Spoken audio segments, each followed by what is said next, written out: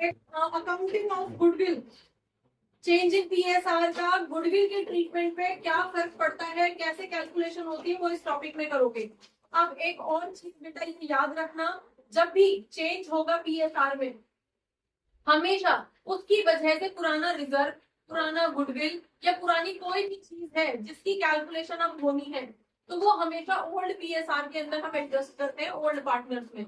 अब क्योंकि हम यहाँ एग्जिस्टिंग पार्टनर्स से चेंजिंग पीएसआर सारी ओल्ड है, डन। तो ये जो हमारा यहाँ गेन सेक्रीफाइस निकलेगा उसके बेसिस पे हम गुडविल की कैलकुलेशन कर लेंगे, वहां से फाइनलाइज कर लेंगे कि पार्टनर्स आपस में ही इतना पैसा अगर आपस में ही सेटल कर ले, उसके अकाउंट को इतने रुपए से डेबिट कर दे, उसके अकाउंट को इतने रुपए से क्रेडिट कर दे, तो हम बैलेंस शीट में बहुत ज्यादा छेड़छाड़ नहीं करनी पड़ेगी, आपस में ही सेटलमेंट हो जाएगा। समझ में आ गया?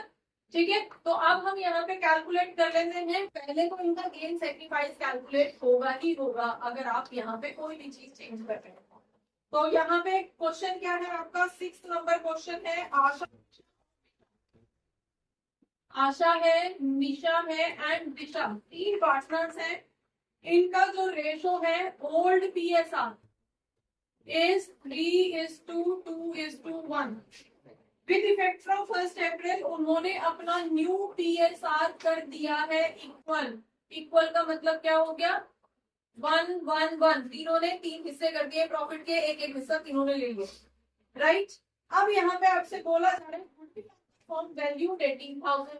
अब गुडविल जो है फॉर्म की वो 18,000 बोली जा रही है, डन। तो उस पे क्या उसकी कैलकुलेशन में, अब तो पीएस चेंज हो रहा है तो प्रॉफिट में तो हिस्सेदारी चेंज हो रही है ना उनकी। तो अगर प्रॉफिट में हिस्सेदारी उनकी चेंज हो रही है तो प्रॉफिट से रिलेटेड जितने भी टर्म्स हैं सब में उनका जो शेयर है वो बदल जाएगा, ठीक है। तो प्रॉफिट के बदले में तो गेन सेक्रीफाइस हो गया कि ये इतना गेन कर रहा है, ये इतना सेक्रीफाइस कर रहा है, अभी तक आपने ये नहीं निकाला था। लेकिन अगर गुडविल में भी उसका शेयर चेंज होगा तो जो गुडविल का हिस्सा आज तक मेरा होता था वो मैंने आज उसको दे दिया, तो बदले में वो मुझे कंपनसेट करेगा या नहीं करेगा? समझ में आया?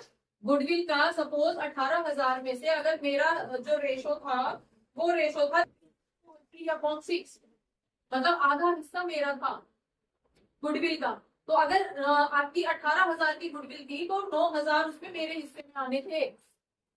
लेकिन क्योंकि पीएसआर चेंज कर लिया मैंने 50% से 1/3 पे ले आया मैं अपना रेशो, ठीक है। तो लगभग 15% मेरा हिस्सेदारी खत्म हुई है ना।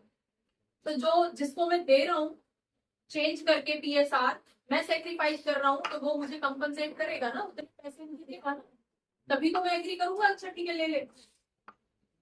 समझ में आ गया? तो ऐसे ही हर जगह रिजर्व में जो भी पुराना प्रॉफिट होगा, जो भी पुराने रिजर्व होंगे, जो भी गुडविल की कैलकुलेशन होगी, हर जगह न्यू पार्टनर, जो न्यू पार्टनर की तो बात ही नहीं हो रही है, जो भी गेन करेगा वो कंपनसेट करेगा, उसको डेबिट किया जाएगा, और जो सेक्रीफाइस होगा उसको क्रेडिट किया जाएगा। जनरल एंट्री हमने लास्ट क्लास में की थी ना। चलिए अब गुडविल आपकी बोली जा रही है 18,000, फाइन। गुडविल पे बात करेंगे, पहले गेन सेक्रीफाइस निकाल लो इतना। तो गेन सेक्रीफाइस कैसे कैलकुलेट करोगे बताओ जरा, किसका? आस्था का कर ले पहले। आस्था का पहले कितना था, 3/6 था, बाद में कितना हो गया 1/3, कितना 6 यहाँ पे है तो 3 - 2 आ जाएगा, सीधे 1 लिख दू। तो ये क्या कर रहा है, सेक्रीफाइस कर रहा है, ठीक है। नेक्स्ट अगर हम निशा की बात कर रहे हैं 2/6 था पहले और अब इसका 1/3 हो गया है, तो यहाँ पे क्या आ जाएगा, अगेन कैलकुलेट कर लेते हैं कि -2, तो ये तो 0 है, तो 0 का मतलब क्या हो गया, नो गेन नो सेक्रीफाइस, ये कुछ भी नहीं कर रहा है, इसका पीएसआर पहले भी इतना ही था अभी भी इतना ही, इसके प्रॉफिट पे या इसके हिस्से में कोई फर्क नहीं पड़ रहा। डन, आर एन क्लियर है? हाँ जी डन। नेक्स्ट आपके पास आ जाएगा दिशा। दिशा का पहले कितना था 1/6 था, अब 1/3 हुआ है, ये गेन करती हुई नजर आ रही है 6, ठीक है। यहाँ तो 1 ही आएगा और यहाँ क्या आ जाएगा 3 2 जा और 2 1 जा, तो यहाँ पे -1, 1 - 2 -1 नजर आए। तो इसका मतलब क्या है, जो वैल्यू माइनस में आती है वो क्या होती है ये, और जो वैल्यू प्लस में होती है वो सेक्रीफाइस। तो इसका मतलब है कि ये जो है कौन है, ये आस्था थी ना, तो आस्था 1/6 सेक्रीफाइस कर रही है, तो 1/6 पोर्शन जो गुडविल का इसके हिस्से में आना था वो भी सेक्रीफाइस कर रही होगी। कौन गेन कर रहा है, ये गेन कर रही है, तो अब से गुडविल में इसकी हिस्सेदारी ज्यादा होगी, तो कितनी ज्यादा होगी उतने रुपए कंपनसेट करेगी। तो अब हम कैलकुलेट कर लेते हैं कि 1/6 गुडविल का कितना होता है, तो क्या होता है 3000, तो 3000 रुपए का इंटरचेंज होगा आपस में। किसका अकाउंट, एंट्री क्या डालोगे, जो गेनिंग पार्टनर है वो डेबिट करेगा।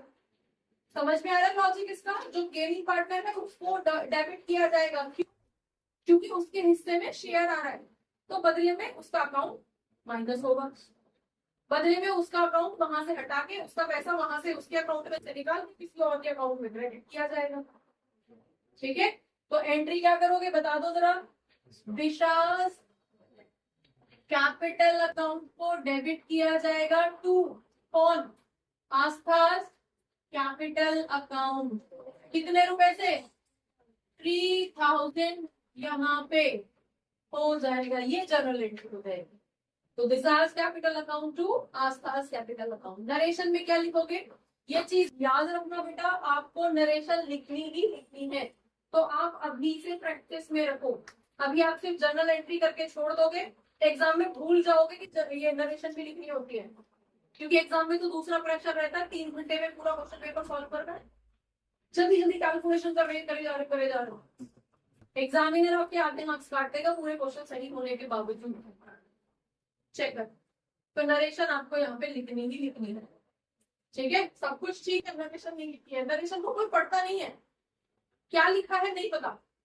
अब नहीं पता का है मतलब ये भी नहीं है कि तुम नर्सरी क्लास के बच्चे को तुमने कुछ और लिख दिया, लिखोगे उसी से रेलेवेंट जो सेंटेंस है उसी से रेलेवेंट पढ़ोगे, तो वहां तुम्हारी कोई ग्रामर चेक नहीं करेगा कि क्या लिखा है सेंटेंस की क्या नहीं है, लेकिन वहां पे लिखा हुआ दिखाई देना चाहिए।